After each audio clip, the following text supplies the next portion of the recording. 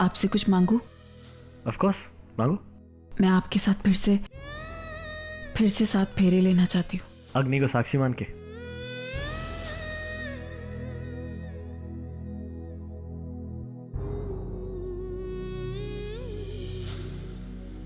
जो मैं बोलता हूँ वही बोलना, ओके? चूहे महाराज बोलो। चूहे महाराज, आप मुझे और आहाना को हमेशा साथ रखना। आप मुझे और नरेन सर को हमेशा साथ रखना।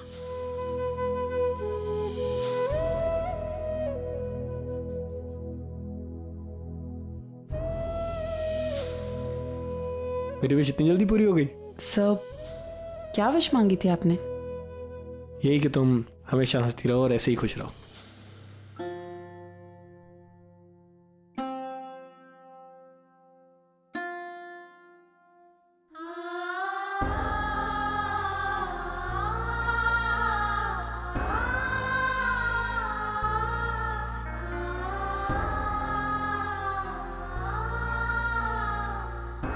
नरेन सर, ये क्या है? ये मेरी स्पेशल हाना के लिए। लेकिन मैं प्रॉमिस करता हूँ, जब भी ऐसा मौका आएगा हमेशा तुम्हारे साथ खड़ा रहूंगा। चाहे सारी दुनिया तुम्हारे अगेंस्ट हो ना, हमेशा तुम्हारे साथ खड़ा रहूंगा। ऐसा मौका आएगा भी नहीं, क्योंकि मैं जानती हूँ आप मेरे साथ कभी नहीं छोड़े। आपने झूठ कहा था नरेन। देखिए, आपने मुझे छोड़ दिया और इस कदर छोड़ दिया कि मैं कितने अच्छे थे पहले, आप कितने भोले। आप कब से आपने अपने आप को बचाने के लिए एक परिवार को, लेकिन अब मैं आपका गुनाह कबूल करा कर रहूंगी कि एक्सीडेंट आपने किया है। अंकिता, अब बता क्या हुआ है? आजी, रणविजय का एक्सीडेंट नरेन से हुआ है।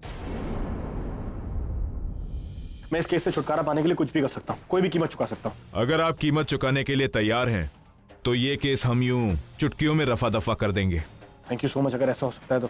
आप यकीन मानिए, उस आदमी का आपकी गाड़ी से एक्सीडेंट हुआ, इस बात का किसी को पता नहीं चलेगा।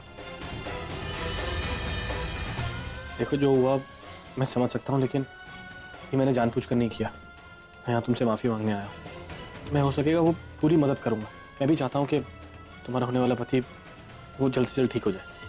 तुम्हें जो मदद चाहिए मैं देने को तैयार हूँ। नरेन ने किताब, मुझे लगा था कि कुछ गड़बड़ है, क्योंकि इतने साल हो गए तो मैंने कभी मुंबई आने का नहीं सोचा। लेकिन अचानक जब तेरा फोन आया तो मैं। हेलो आजी, आजी मैं वापस आना चाहती हूँ मुंबई। क्या मेरे लिए वहां जगह है? अंकिता, ये कोई पूछने वाली बात है?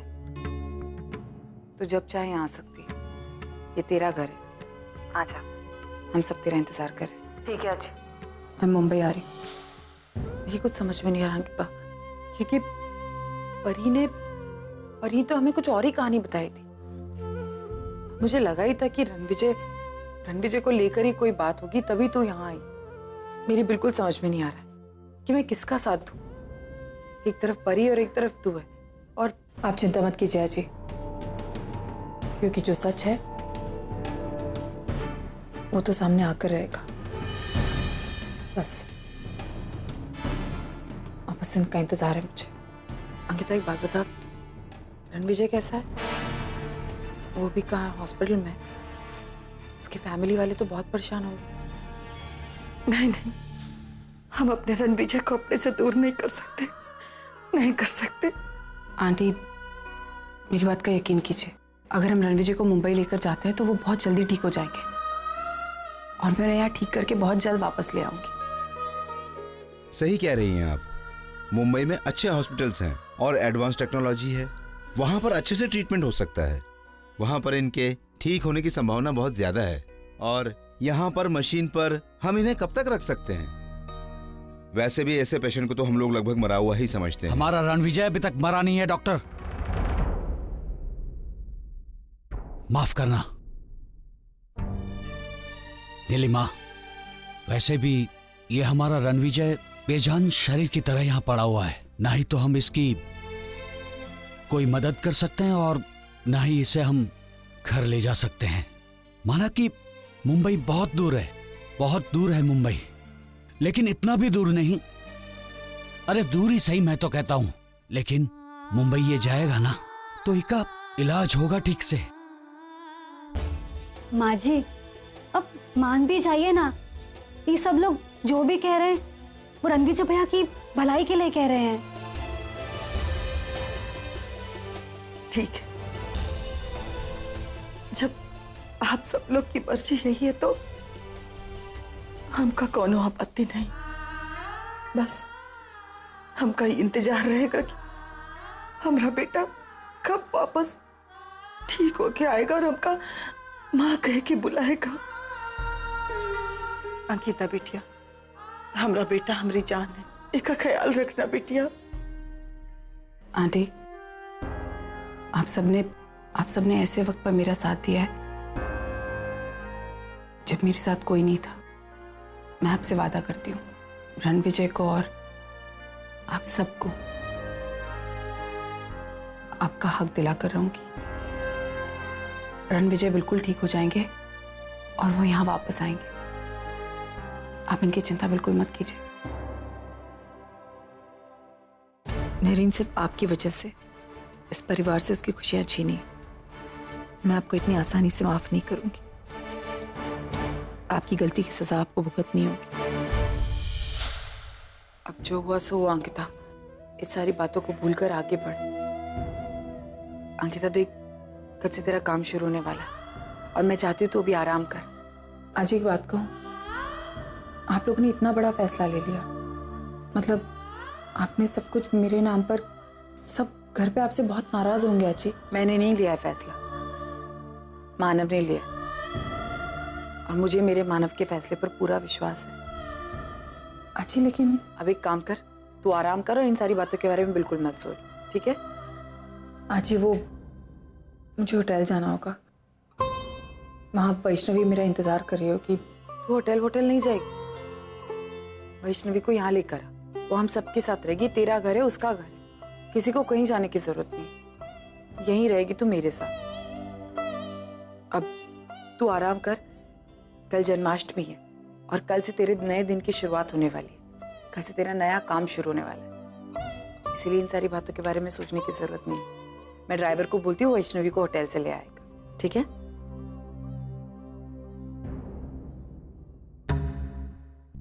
मेरा रहना बहुत मुश्किल है अच्छी। पता नहीं एक छत के नीचे मैं और नरीन कैसे रहेंगे, लेकिन अब मुझे वो हर चीज का सामना करना होगा जो मुझे तकलीफ देती है। शायद इसी से ही मैं मजबूत बनूंगी और मैं आपका सामना करूंगी नरीन कर मर कर। कल जन्माष्टमी है ना, बहुत मजा आएगा। और इन लड्डू को आज मत खाना, कल पूजा होगी, फिर भोग लगेगा, फिर खाएंगे, ओके? अरे वाह, बड़े जोरों शोरों से तैयारियां चल रही जन्माष्टमी की। मानसी, पिछले 5 सालों में पहली बार मैं तुम्हें इतना खुश देख रही हूँ। ताई आज 5 साल बाद घर वापस आई है।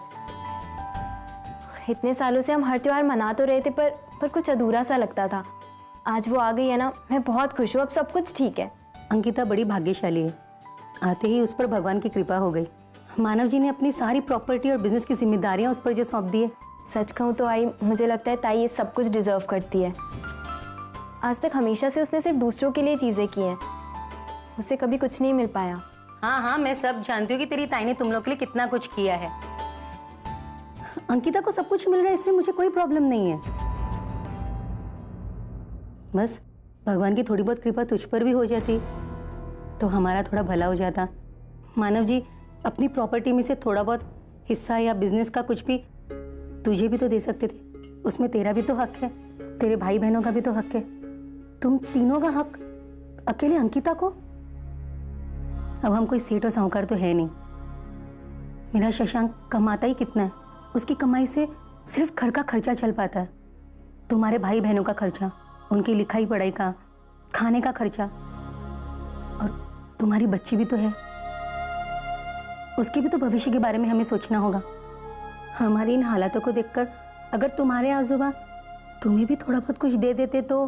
पर हमें नहीं चाहिए।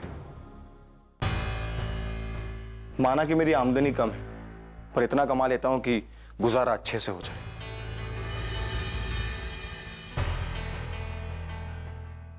मानसी, ये देखो मैं क्या लाया हूं। ये कपड़े हैं सोनू और प्रणव के लिए, और ये है हमारी प्रिया के लिए, और प्रिया की आजी और आई के लिए भी मैं नई नई साड़ियां लेकर आया हूं। शशांक, इतना खर्चा, इतना सब करने की क्या जरूरत थी? हाँ, खर्च किया है। कल जन्माष्टमी है, खुशियां बहुत दिनों बाद आई है, इतना तो बनता है।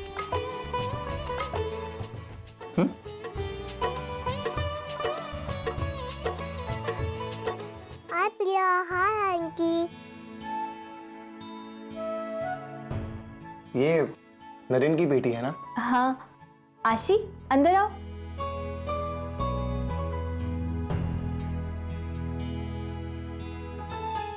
मैं यहाँ प्रिया के साथ खेलने आई हूँ। ये टॉय भी लाई हूँ। और मेरे डैड कहते हैं टॉयज और गिफ्ट शेयर करना चाहिए अपने फ्रेंड्स के साथ में। उन्होंने ये कहा फ्रेंड्स हमारे भाई बहन होती है, तो हमें खेलना चाहिए ना। तुम्हारे पापा बिल्कुल सही कहते हैं, ये सब तुम्हारे ही भाई बहन है, पर इन्हें खिलौने देने की कोई जरूरत नहीं है। ऐसे ही खेल लो एक साथ। प्रिया, जाओ।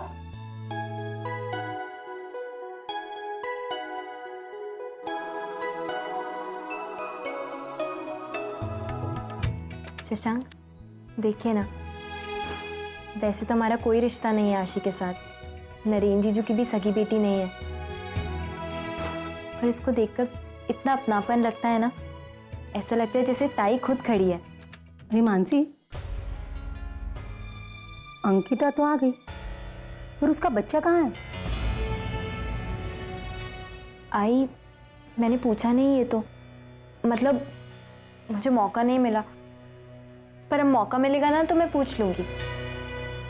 मानसी, तुम कुछ नहीं पूछना, वो हर्ट होगी।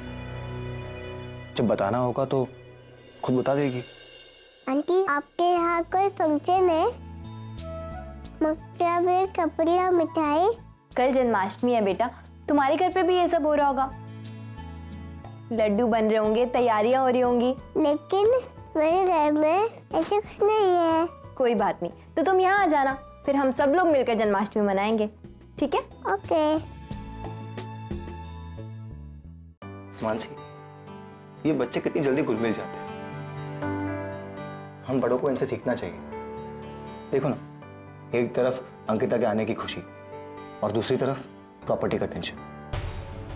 हमें कोई इंटरेस्ट नहीं है प्रॉपर्टी में, लेकिन घर में ऐसे काफी लोग हैं जिनकी नजरें प्रॉपर्टी पे टिकी हुई है। आजूबा का फैसला सबको ठीक से डाइजेस्ट नहीं हुआ है, सब खुश नहीं है। मैं जानता था कि दिन ऐसे ही कुछ होगा। आखिर सगे सगे होते हैं और सौतेले सौतेले। तो अच्छा हुआ हमने अपनी फर्म लेकर रखी, ना पता चलता हम भी और परी और नरेन की तरह सड़क पर आ गए होते। पापा को ये भी फर्म खटक रही होगी ना? वही नहीं, तमीज से बात कीजिए, ससुर हैं वो आपके। एक तो बाबा ने जो आपको प्रोजेक्ट के लिए पैसा दिया था वो आपने अपने किसी काम में यूज कर लिया, ऊपर से आप बाबा पे ही उंगली उठा रही हैं। बाबा ने जो डिसीजन लिया वो बिल्कुल सही लिया है, उनकी प्रॉपर्टी बिल्कुल सही हाथों में गई है, समझी आप? तुम्हें तो हमेशा बाबा सही ही लगेंगे क्योंकि तुम उनकी सगी बेटी जो। वही नहीं, सगे और सौतेले में भेदभाव कभी ना मैंने किया है ना बाबा ने किया है, ये तो आपकी सोच है। और वैसे भी पता चल रहा है कि कौन कितना सगा है और कौन कितना सौतेला बिहेव कर रहा है। और मुझे एक बात बताइए, बाबा की तबीयत ठीक नहीं है, वो हॉस्पिटल से आए, आपने एक बार भी पूछा कि आपको किसी चीज की जरूरत है, कुछ चाहिए? नहीं, आप यहाँ पे प्रॉपर्टी को लेकर लड़ रही हैं। इससे पहले मैं आप दोनों को और कुछ बोलूं ना, चले जाइए यहाँ से। हाँ, वैसे भी हमारी इस घर में सुनता कौन? सौतेले जो है हम लोग। सचिन, मैंने तुम पर भरोसा किया था, वो भरोसा तुमने तोड़ दिया। अब उसके लिए तुम मुझे जिम्मेदार नहीं ठहरा सकते। और अब तो तुम्हारी खुद की फर्म है, अच्छा खासा कमा रहे हो तो फिर। बाबा, आपने सिर्फ दिखावे के लिए मुझे भरोसा किया था। अगर दिल से किया होता तो आज फिर से अन्याय नहीं करते, जो आज फिर से हुआ। सचिन, वैसे भी हमारी इस घर में कोई जगह नहीं। हर कोई हमें एहसास दिलाता रहता है कि हम पराए हैं।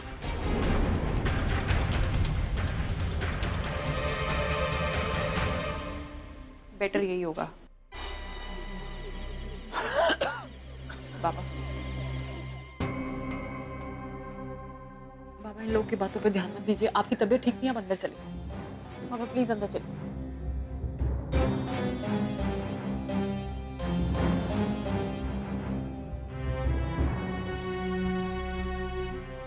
यहाँ बैठिए। इन लोगों की बात का बुरा मत मानिए, जाने दीजिए। और हाँ, आज जो आपने किया ना, बिल्कुल सही किया आपने। Thank you so much अजोबा। आज आपने ताई को उसका हक दिलवाया। पहली बार उसको न्याय मिला। थैंक्स कहने की जरूरत नहीं है प्रशांत। अंकिता ये सब डिजर्व करती है, और ये तो मैं बहुत पहले ही कर देना चाहता था। देर से ही सही, लेकिन मैंने कर दिया। बहुत खुश हूं मैं आज। बस अब पापा से यही प्रार्थना है कि मेरा ये फैसला अंकिता के लिए कोई नई मुसीबत न लेकर आए।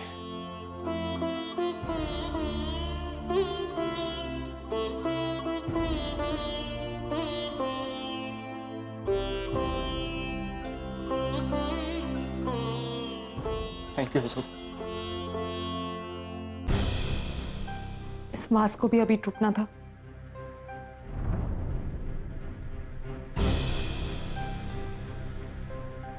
क्या कर रही हो तुम परी? एक ये वाज को लेकर रो रही हो तुम? अपनी जिंदगी को देखा है अभी तुमने? अपनी किस्मत के बारे में सोचो, क्या हो रहा है तुम्हारी जिंदगी में, ये सोचा है तुमने? कहना क्या चाहती हैं आप? मैं कहना क्या चाहती हूँ यही कि अंकिता हमारी जिंदगी में वापस आ गई है परी। इसका मतलब समझती हो तुम? कुछ भी पहले जैसा नहीं रहा। दिख नहीं रहा तुम्हें क्या? तुम्हारी लाइफ अब इनसिक्योर और अनस्टेबल है, इस बात को समझो।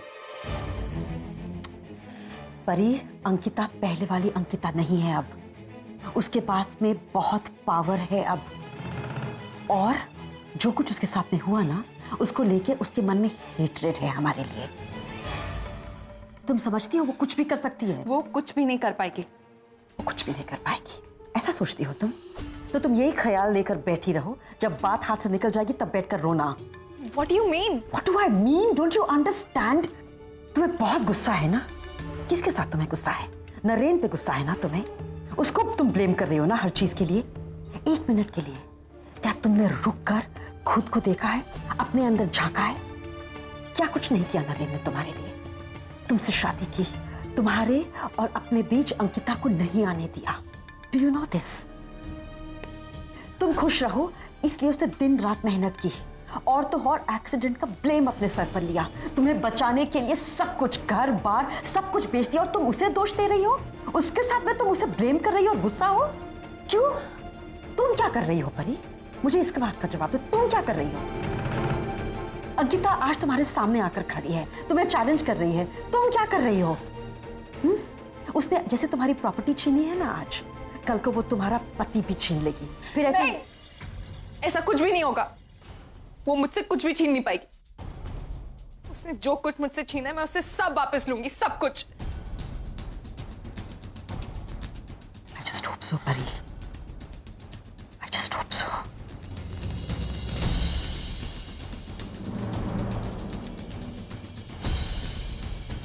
अंकिता को वापस जाना होगा, हर हाल में जाना होगा।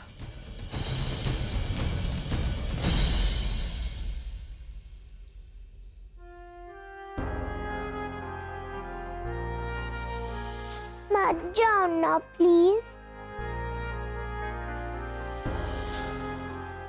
मुझे घर देने वाली, प्यार देने वाली ये बच्ची आज मेरी वजह से अपने परिवार से इतनी दूर है, अपने पापा से इतनी दूर है। इस बच्ची को देखकर भी नरेन का दिल नहीं पिघला। कितना बदल गया नरेन जरा।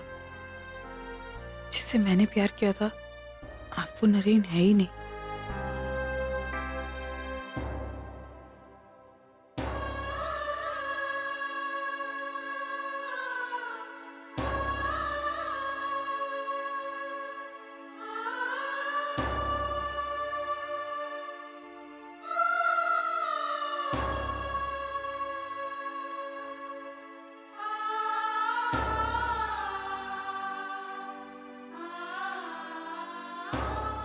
आज की एक रात और कल से पूरी जिंदगी बदल जाएगी।